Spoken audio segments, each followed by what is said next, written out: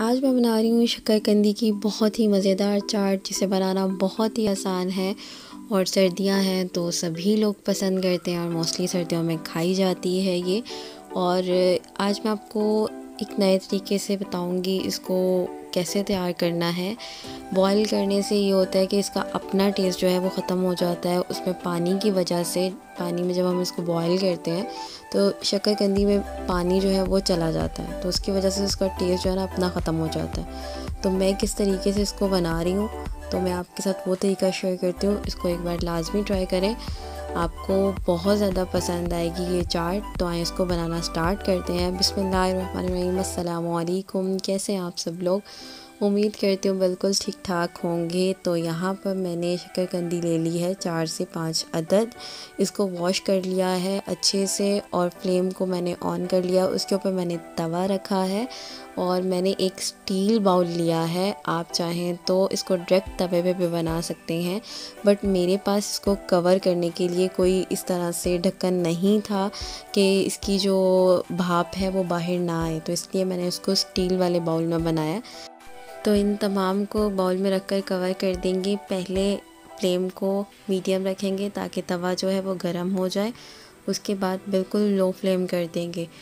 15 minute के लिए इसको छोड़ देंगे। उसके बाद इसकी साइड जो है वो टर्न करेंगे और ये स्टेप करना ज़रूरी है ताकि सारी तरफ से इक्वली ये पक जाए और बहुत ही ज़्यादा ज़बरदस्त इसका फ्लेवर आता है। इसका अपना मीठा बीच में बरकरार रहता है। बॉईल करने से ये होता है कि वो पानी में मिक्स हो जाता है और वो फीका फीकापन रहता है, तो वो इस तरह से नहीं रहता। तो यहाँ पर मुझे 30 मिनट हो गए इसको रखे हुए और मैंने इसकी साइड जो है वो चेंज कर दी है। इस तरह से साइड चेंज करते रहना है और ये करना ज़रूरी है ताकि ये तमाम तरफ से अच्छे से पक जाए। तो यहाँ पर इसको मज़ीद कवर कर देंगे और इसको पकने के लिए छोड़ देंगे 15 मिनट के लिए। और ये इसी तरह भाप में पकेगी और बहुत ही ज़्यादा ज़बरदस्त इसका फ्लेवर रहेगा।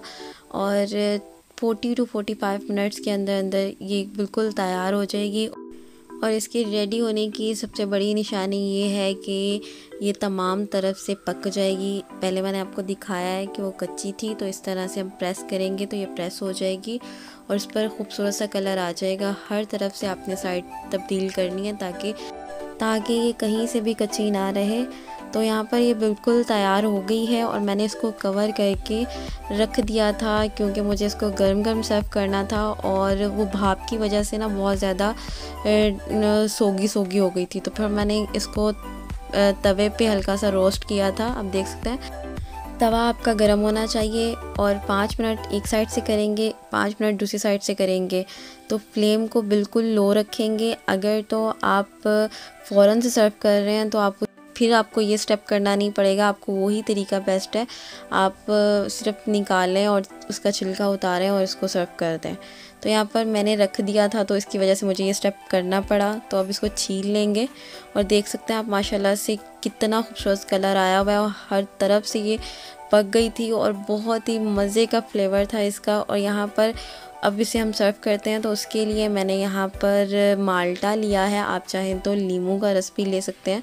तो माल्टे का रस जो है वो इसमें शामिल कर देंगे और साथ में ऊपर से मैंने चाट मसाला शामिल किया है, काला नमक शामिल किया है और पिंक सॉल्ट शामिल किया है। आप चाहें तो एक ही इस्तेमाल कर सकते हैं, आप अपने हिसाब से कुछ भी इसमें शामिल कर सकते हैं। तो बहुत ही ज़बरदस्त इसका फ्लेवर रहता है और ट्राई ज़रूर कीजिएगा। सर्दियों का मौसम है और बाहर से लाने से बेहतर आप घर पर बनाएं। और बाहर बनाना कितना आसान है वो आप देख चुके हैं। और इसका एक मेथड और है, वो पहले ज़माने में जो आग जलाते थे सर्दियों में और फिर उसकी जो राख होती थी उसमें दबा देते थे और उसमें भी इसका फ्लेवर बहुत ज़्यादा ज़बरदस्त आता है। तो मैं वो भी इंशाल्लाह आपके साथ शेयर करूँगी। मज़ीद आगे सर्दियों में हम लोग आग जलाते होते हैं तो बहुत ज़्यादा इंजॉय करते हैं, सब साथ बैठते हैं, तो ऐसी चीज़ें बनती रहती हैं। तो इस मौसम में ये मज़ेदार सी शकरकंदी की चाट लाजमी ट्राई कीजिएगा, इंशाल्लाह आपको बहुत पसंद आएगी। और अब मुझे दें इजाज़त, मिलते हैं नेक्स्ट वीडियो में। अपना बहुत सारा ख्याल रखिएगा, तब तक के लिए अल्लाह हाफ़िज़, बाय बाय।